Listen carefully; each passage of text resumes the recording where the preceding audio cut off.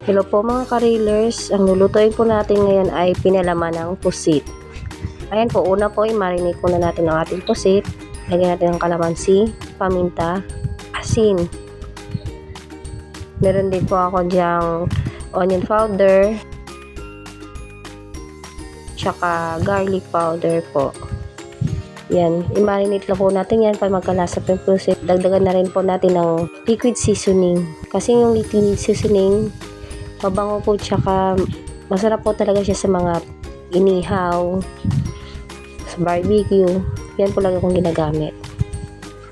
At dito naman sa kabilang mangkok, magtitimpla naman tayo dyan ng ating papalaman sa loob ng ating pusit.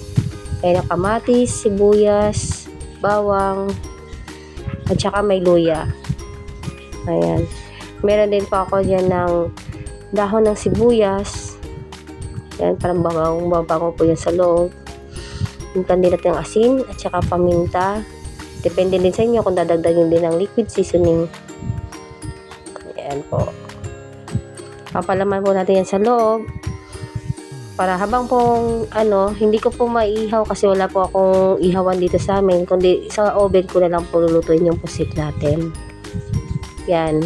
Tapos papalaman po natin. Papasok lang po natin sa loob natin yung mga sangkap na yan.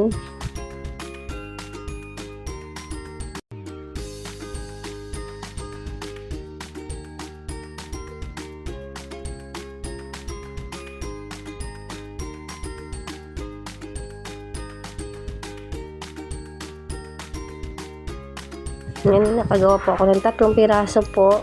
Katamtamang laki po yan ng pusit. Yan, i-oven lang po natin yan.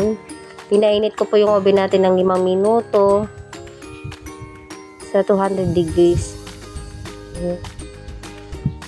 Madali lang po kasi maluto yung pusit. Hinango ko po yan siya ulit dyan para timplahan po siya. Punasan ko po siya ng toyo na may mantika para hindi po siya dry na dry.